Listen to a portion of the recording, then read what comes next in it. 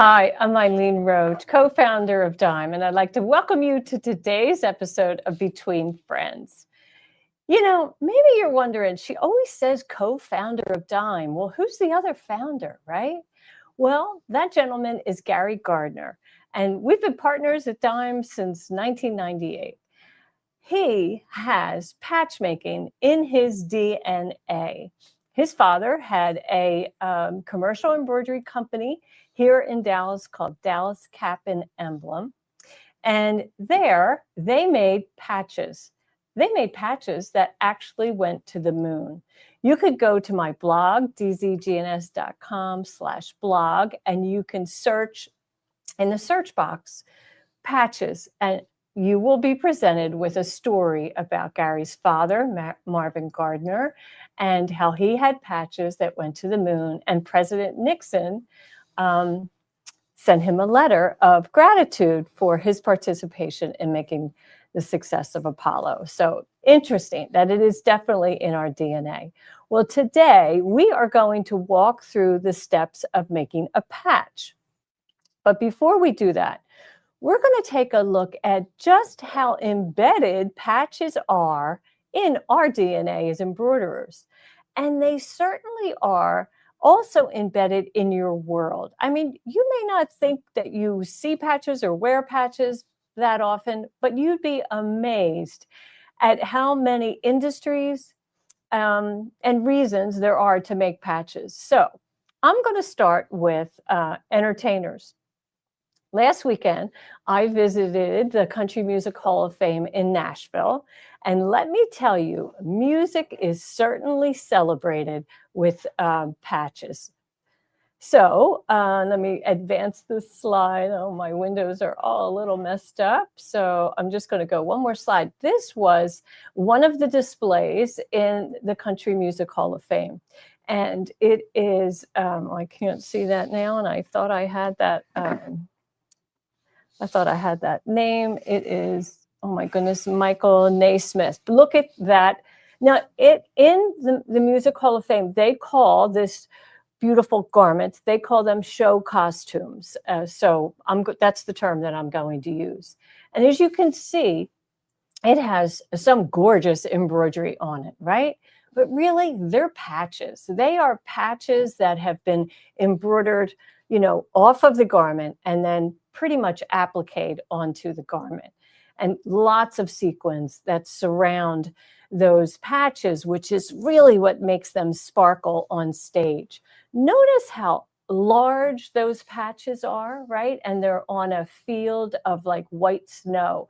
So highly contrasting so that they really pop from the stage. Now, a totally different look was worn by Miranda Lambert in, what year is that? I think I'm going to have to zoom in and take a look at that, 2012. So look at that corset. Is that beautiful or what? So we're going to take a little closer look. Now, those flames that outline the bodice they're just outstanding. They really are.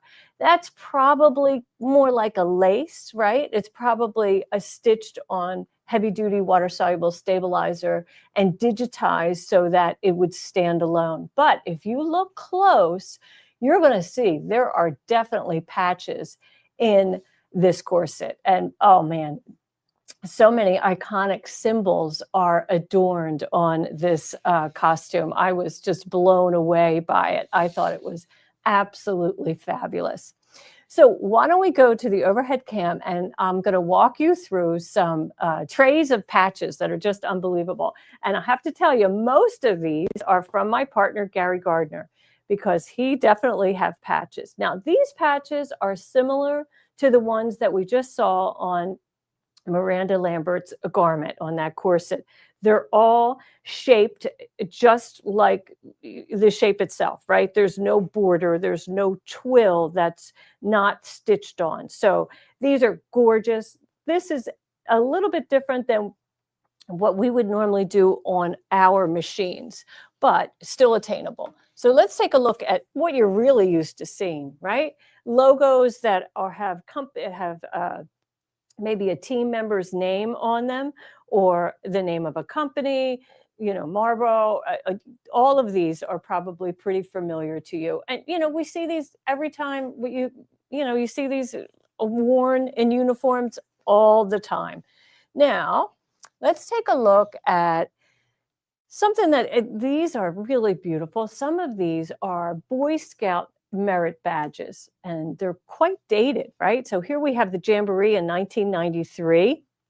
This one doesn't have a date. It's not 1945, but all of these mean something to this group of folks that participated in these events.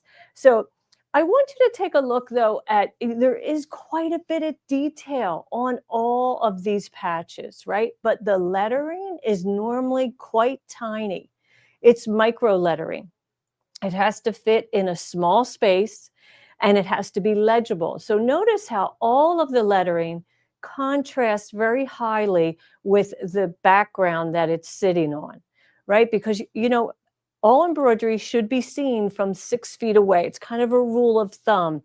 And boy, that's a challenge to do when you have a lot of a message, a long message to get in a small area. But they works. The digitizers have taken time to create a solid plain field behind the text. And of course, again, we're seeing high contrast. That's what makes it so beautiful and really legible. That's how it stands out. Okay, so let's take a look at, here is a board that is all fire and rescue. Now we know this is how we identify those helpers that appear when we need them, right? You think about the California fires lately.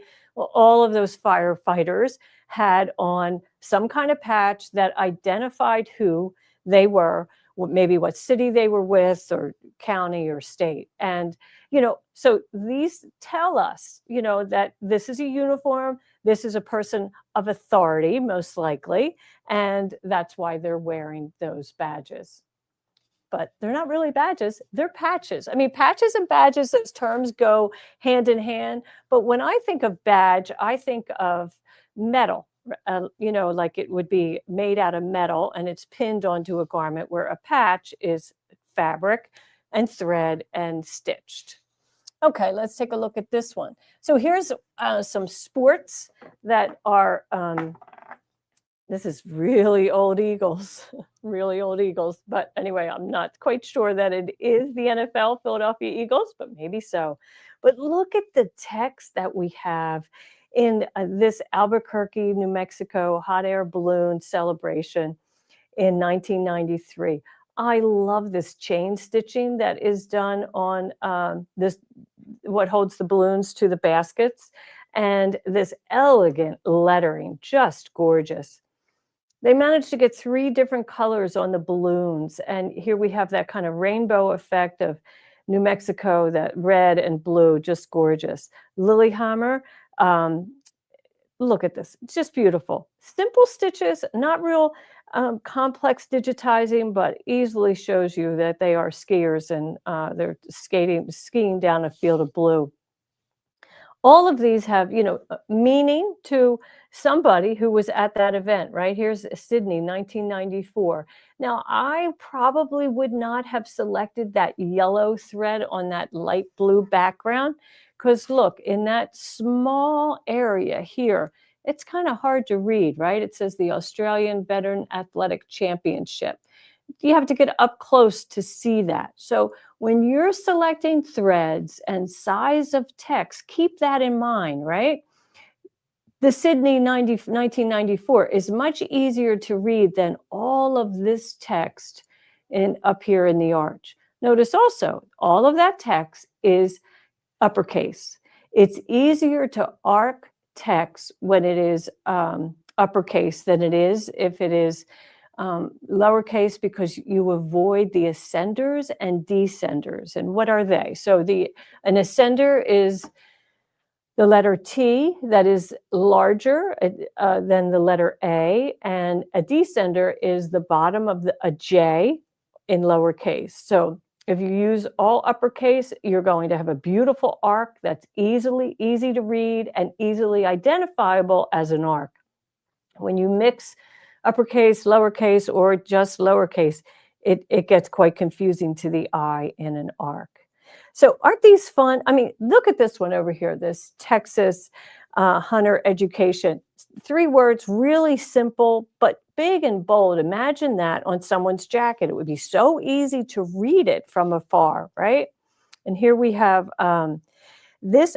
Now, what I love about this one, the satin border changes color here where the water is. So let's take a closer look at that. You can see how that satin right there is blue, and yet it's green the rest of the way around. That's a little attention to detail that you don't often see in a patch. Very well done, really lovely. Okay. Nice. Do we have, is that all of them? All right. So then I want to show you patches that I have made that are really kind of simple. I did the whole alphabet, and I keep that in a little baggie in my handbag when I'm going out to dinner with my grandkids, because, you know, if you have to wait a while, kids can get a little antsy. So, you know, we'll throw these letter chips, letter patches on the table, and they'll make words out of them, and it passes the time. Here's a patch that I made for my dear cousin, Pat Mulligan. He was a captain with American for many years. His last flight, you know, when you are a captain with any of the airlines, it's mandatory retirement at 65. And you are assigned your last flight, and it's usually right before your birthday. It's often the day before. And so I made him this patch that said end of an era, and the date was March 20th, 2023. And this is the flight number, Honolulu to DFW, and of course his name. And then, you know, that's just stock embroidery. It's most certainly not anything special. It doesn't signify the 787 that he flew or anything like that. It's just gives the idea that, oh, this was a special moment in time. And I'll tell you, he was charmed at that. We had a lovely dinner that evening, and I gave him a bunch for his family. And, you know, it was fun, right? And of course, who doesn't like a smiley face with sunglasses? So it's absolutely amazing how many patches you see every day in your life, right? So let's see some of these comments. Chris Cavanaugh, you have patches from High Game and High Series when you bowled back in the day. Well, that must really mean an awful lot to you, right? So, you know, they're awards, right? They're given as awards. They memorize a moment in time. It's, you know, really pretty cool. So let's see. Anybody else have reasons to make patches that you want to share here with the group? Would love to do that. Let's see. And Linda Brooks, you say cool letters to use to label quilt parts for prep. Oh, yeah, absolutely, Linda Brooks. Great for that. And then we have some other patches. Let me show you these little patches that we have made for that very reason also. So here, I'm going to put these over on the table here so you can take a look. We did some numbers. I just keep these in a stash right here in the studio. And, you know, we didn't even do the satin outline, right? We just did a whole bunch of numbers on the twill. And then when we need them, so that we know, like for photography or something like that, or you're right, if you are making a complicated quilt where you have unit 1, 2, 3, 4, or unit A, B, C, D, or F, it helps. It helps to have those things stitched out. And it's so fast and easy to make. So let's see. Jan, you used to make the designs for your grands to use as patches and sew them on so they don't have the stitches, right? The bobbin stitches of the beautiful design all the way through. That's a great, just like the tailors who made those beautiful garments for show costumes of the country western folks, right? They had the same idea and it avoids puckering, right? You don't want to do that. So let's see. Marjorie Hirschberger, your grandsons are in wrestling, and you let them pick out a design for their patches for their backpacks. Very nice. Okay. And then Sharon Crowder, you made several patches for your son and his sailing club. They said, set sail, Potter, yachters. Oh, that's fun. That's super fun. Okay. So let's see. What else do I want to show you? Well, we got to show how to do it, right? For sure. So let me kind of clear up my space here. And I have a couple processes to show you. So we'll just set these aside. And, we were so inspired by that whole country music theme. A couple years ago, I made this jacket, right? Well, I didn't make the jacket, but I did decorate the sleeves, right? With an acoustic guitar and an electric guitar on this sleeve. And then the back had this big patch. It had a big patch with some applique on it that says "Music Feeds My Soul." Well, we thought it needed a little bit more decoration. So we went to our friends at OESD and we downloaded this really cool embroidery design of a keyboard, but we put it on a patch, right? Because we're going to add it up here at the in the yoke area. And, I didn't really want to hoop it. So I got a couple tips to show you here. First, I'll move the jacket out of the way so that you get a better view of what's happening. We have a kit that's available to make patches, and it comes with heavy-duty water-soluble stabilizer. And boy, it is heavy duty, but it comes narrow, right? Because I don't know, it just does. It's 9 inches wide, which is just a little too narrow for this 8 by 12-inch hoop. But I have a really great solution for you to show you. So what I do at home, I store all of my heavy duty water soluble in a Ziploc bag. And I have made these two kind of leader sheets, right? Like if you had a long arm, that's what you would call it, is a leader sheet or a leader fabric that you would add to the top of the quilt. And so just bear with me while I separate these. So I use painter's tape, right? I use painter's tape. I take one piece of water-soluble stabilizer and slice it down the middle. So I have two pieces. And I put painter's tape on it, extending half of the tackiness off the edge of this piece of stabilizer. And then I take these two pieces and I just place them on a solid piece, and then that will fit in my hoop with no problem. Works out beautifully. And I reuse these. There's no reason why I can't. As you saw, I had to pull them apart. So I just, stick them back together like that, put them in the Ziploc bag, and that's all ready for my next hooping. So now we made one here for you so I could show you the process of how we do it and what it looks like in the hoop. Because if you have a big patch, you're going to need, to fill the hoop with heavy-duty water-soluble stabilizer. And that's how easy that is to do. So now I would just punch this out, and I would fuse it onto the back of that jacket. But I'm not going to do that on camera today because I'm not that brave. Well, not really. But I have a smaller patch to share with you that just gets the whole process across a lot easier than that. So let's take a look. First thing we're going to do is I like to pre-cut my twill fabric, and I use our dime poly patch twill on all of my patches because it has a heavy stabilizer that is permanently fused to the back. That's how all of our twill comes, and it's nice and stiff, and it's going to take whatever I put on it for sure.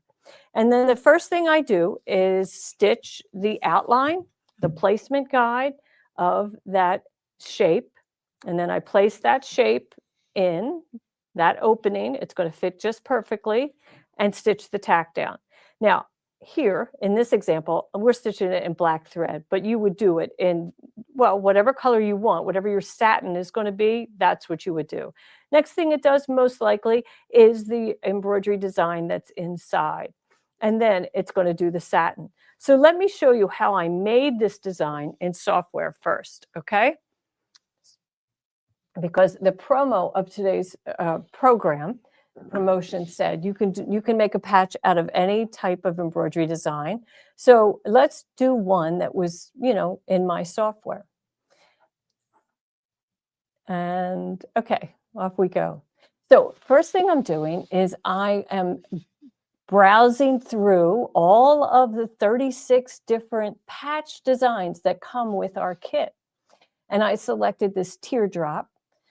And then I'm going to select my text, and I'm going to write in the window. I'm going to write save the whales, just for lack of a better idea.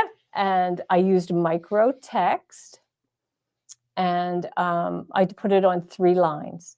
So then once I'm satisfied with that, I click apply, and then I will select both elements, the text and the patch, and center it vertically. And then I'm going to kind of move it down a little bit.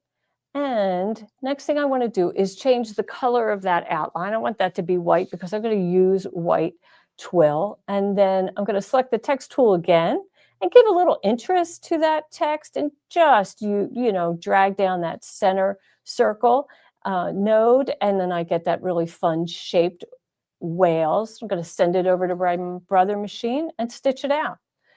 And of course, now I copied and pasted at the machine several times so that you would have, you could see the step outs, the 4 different steps, right? While we're here, I would also like to show you how you could use a design that's built into your machine, because I know many of you want to do that. So let's take a look at that one. So this time I'm going to select a square with rounded corners, and I'm changing the size because I was already at my machine and I realized I found the design I wanted to use. And when I did that, I took a note of the size. So that's why I made it a different size. And then I send it over to my brother machine. And next up, now I'm at the machine. So I'll go into embroidery and I'm going to select that design. And I selected the skateboarder and set, and then add my patch, which I have sent wirelessly. So I will find it in my wireless library, and there it is. And I just touch set, and it's centered right on top. I hit embroidery. Oh, well, I guess I'm zooming in for you so you can get a better look. You know, you want to make sure that it fits, right? And so because I have all that editing ability at the machine, I can select just the skateboarder and make him a little bit smaller or larger, whatever I need to do. Now, it's going to stitch in the order that you brought these elements in. So, you know, you're going to have to take a moment to advance through the design to make sure you get the patch placement guide first, and then the tack down, and then you can stitch the skateboarder and go back and do the satin. Or if the skateboarder is not going to stitch on top of that satin, then you most certainly could stitch him before the satin outline. But, you know, that's your responsibility at the machine. So you're probably wondering, well, what are all these things that we are, all these elements, right? I showed you those.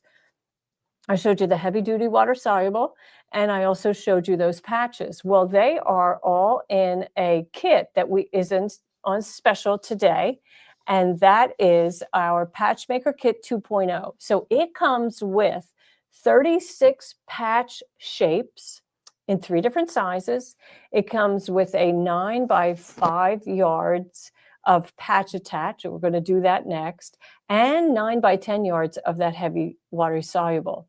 So these are the patch sizes. I mean, there's a lot of options there, and they all come in 3 sizes, 2, 3, and 4 inch. But if you have our embroidery tool shed, you most certainly can resize them as big or as small as you'd like. Now, when you purchase this design, you have the option of downloading whatever machine format you would like.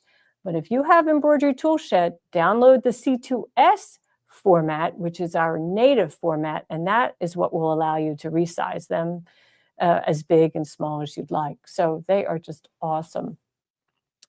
And so what's up next? Let's see. Well, people really love to make patches, and they love our product. Lisa Leonard says this patch attach works absolutely beautiful. It's a permanent attachment for your patches, and even the corners stay down. So let's go ahead, and now I'll kind of complete the task where we were when I was showing you through the step out. So we'll pull that little teardrop out of the hoop, right? So you would have your patch, and you can see, I'm going to bring that up so you can see a little bit more. You can see how it starts to perforate just a little bit, right? It is a heavy duty water soluble, but you know, it's going to perf a little bit. So it makes it easy to cut it out. So we'll just pull that out. I do like to take scissors and kind of trim off these edges. And since I'm going to use patch attach, I do want to peel off as much of that water soluble as I can. So I take a seam ripper and I just want to kind of start that just to remove that water soluble. And if I can separate it right at one little spot, then it often just tears right away.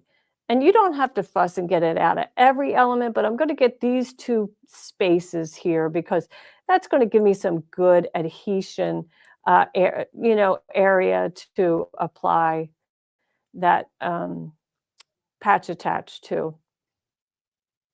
Okay, so here we go. We'll just, when I do this stuff on camera, I'm a little hesitant. I don't want to rip out any stitches. These types of snafus seem to happen on camera, right? And not when you're home working in the privacy of your studio. So we'll just kind of take a moment to get this done right.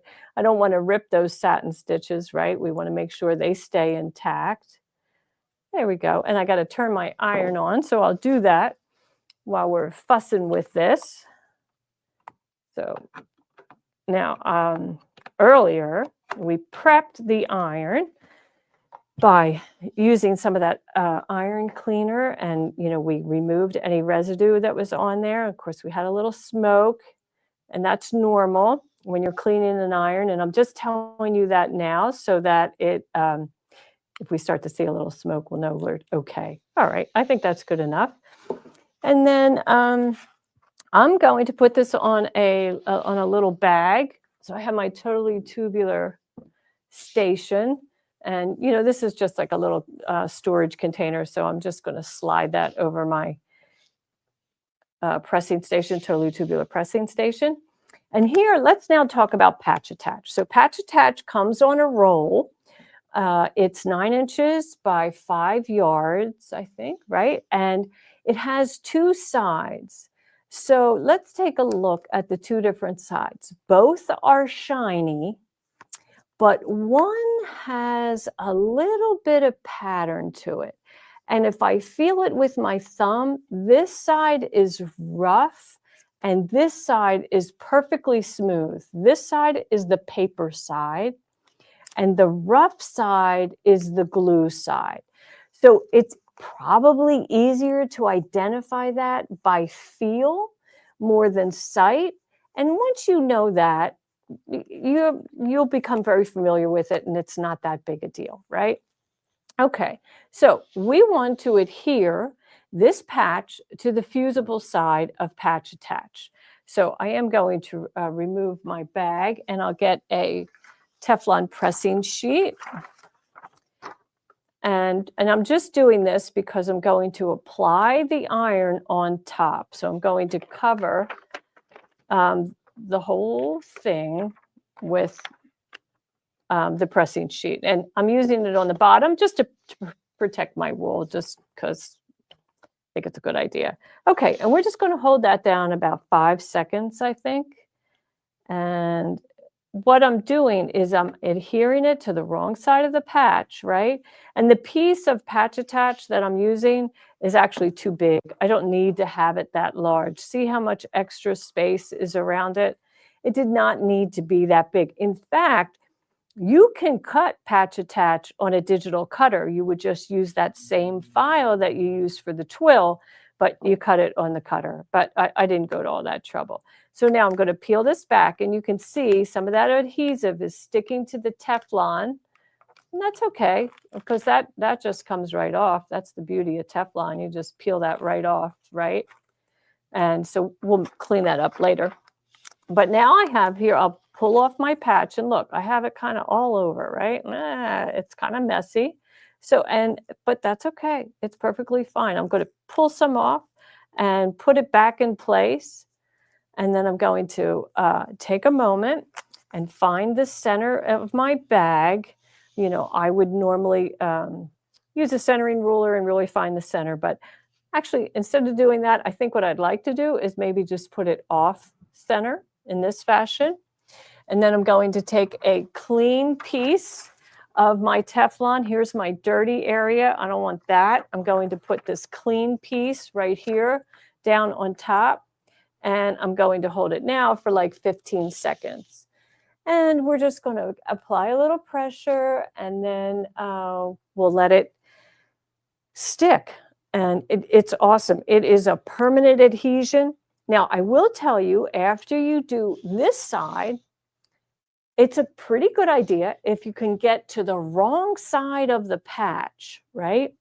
And apply some heat from inside the bag or inside the garment, because this particular glue actually moves towards the heat. So we got a pretty good adhesion there. You can see it's in place, lovely. And then I'm just going to, how am I going to do this? I'm going to put the iron on the inside. So I'm just going to cover my pad. And then I'm just going to just a couple seconds on the wrong side. If you can do it, it's a good idea. If you can't, you know, depending on what the garment is, you may not be able to get inside there. But that is permanently attached now. That is not going anywhere. I can throw that in the wash, and it'll be just fine. Now, if you have found that it's not working out great for you, like if you adhered a patch to a garment, say a jean jacket, and you threw it in the wash and it came off, it's because your temperature of the heat when you applied it was not hot enough. So make sure that you are using the hottest setting on your iron. That's the most important part. You can put these in the dryer. I don't. I just let them air dry because there's a lot of heat, right? So I think it's better if you don't. So isn't that fun? It's so easy to do. There's so many reasons to make patches and so many ways to wear them and to use them in everyday life. Your family, your grands, your kids, they love them. It's really fun. So let's see. And Catherine, patches are really easy. I'm just looking for, if anybody has any questions, if you've had any trouble. Let's see. Linda Johnson says heat and bold is good, but patch attach is stronger. Patch attach is stronger than heat and bond, I think is probably what you're referring to. And let's see. Can we embroider into those pre-cut patches from Walmart? I don't know. I haven't tried that, Esther. It's worth a try. I don't know why you couldn't. They may not have the stabilizer that our twill has. So let's go ahead to the overhead. And I have another tray to show you that I didn't show you, which is pretty important. So let's take a look. Okay. Here's the pre-cut twill, right? So here's blue. You can see that stabilizer is on the back. A lot of pre-cut patches that we purchase, like at a big box store that are just plain are really for darning garments, like elbow patches, knee patches on kids. So they don't necessarily have this heavy stabilizer on the back, which is really key. This is, just how strong the twill is, right? It doesn't flop down like a piece of fabric. Now, here's an example of a patch that was made on regular cotton fabric. We do have a stabilizer in there, but notice how puckered this is, right? Look at the puckering that you see on the sides here. And it's really wimpy. It's just really wimpy. I can scrunch it up and not so nice. And then this is made out of felt, a common selection of fabric that people will use, when they're making a patch at home. It's okay. It's just okay. It doesn't have any body. It doesn't have any real strength. But look, compared to this one that is on our poly patch twill. Now that's a beautiful patch. It's going to stand up. I can't really crunch that. It will bend with me. So if I was wearing it in a garment, on a sleeve, it most certainly would bend around the sleeve, but it's not going to, it's not going to do this, which is probably not desirable in a patch. So that, I just love our twill, and it comes in a variety of colors. But with the Patch 2.0 kit, you get 2 squares of white, one of white and one of black, 9 inches each, I believe. And it's just a great way to kind of get your feet wet and learn how to make patches. And then you'll understand the quality and how important it is to use that twill. So then you can go ahead and purchase. We have other colors available and, bundles of that. But this week's special is on this week's special is on the Patch 2.0. So that kit, which comes with the 36 designs in 3 different sizes, patch attach, and the heavy duty water soluble. And these are 5-star reviews from our website that people have gone ahead and made the patches themselves. They've used it and just how much success they've had. So let's see. So on February 18th, Ashley Jones will be here doing Software Success. We're so excited to have her back. If you've been watching her every other Tuesday, well, it's actually the first and third Tuesday of the month, you are learning a lot about our software. Every week, she delves into a new topic, a new software, and really kind of walks you through those features. So it's a great opportunity for you to get in there and learn about our software. So let's see, I'm just looking at some of these questions. Catherine, you have the narrow hooping station board. Mine only came with 2 larger boards. Then Vicki, you have the hooping station. The hooping station is large boards, but you can buy smaller boards from Dime to make the pressing station. We do sell the boards individually, or you can just buy the whole set. So whatever you prefer. Let's see, Linda Johnson says it's going to be a patch explosion at her sewing room. It's really fun to have a whole selection of patches. Did I show you some beautiful patches today? Some of them are really dated, and they're kind of historical. There was one in there that was a little off color, and I didn't have the guts to show it to you. So,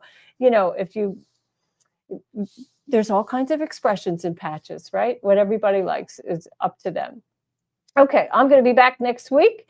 And Maureen Wilcoxon's not coming next week. She'll be with me in a couple weeks after that. So look forward to that. But, we love it when you subscribe to us on YouTube. And if you like us on Facebook, because that tells us that we are giving you the kind of content that you want. So I hope that you do that. We really do appreciate it. And, we haven't really been finding a lot of projects that you've been working on this year in 25. As you remember, every week, every Thursday, we give away a free design. We call it On the House.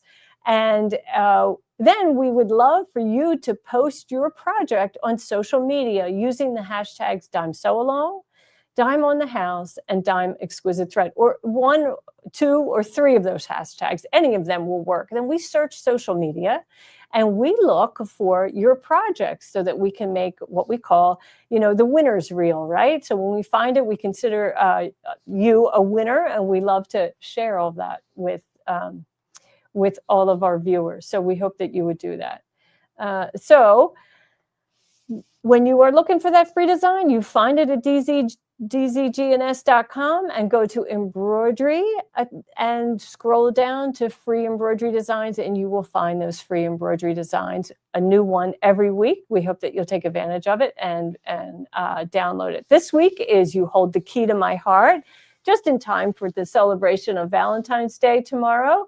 And it's just made of 4 colors, but it's awful cute, isn't it? I'll give you a suggestion. It's probably wise to stitch You Hold the 2 and 2, that black lettering, in 60 weight thread, and it'll come out nice and crisp. So in the meantime, I hope that you'll take advantage of our Patch Kit 2.0 special, the Patch Maker Kit. It has everything you need to get started on making patches, and we wish you much success with that. Patches are great, and it's a wonderful skill to have in your bag of tricks for embroidery. So until next week, happy stitching, and hope to see you back here next week. Thanks for joining me today.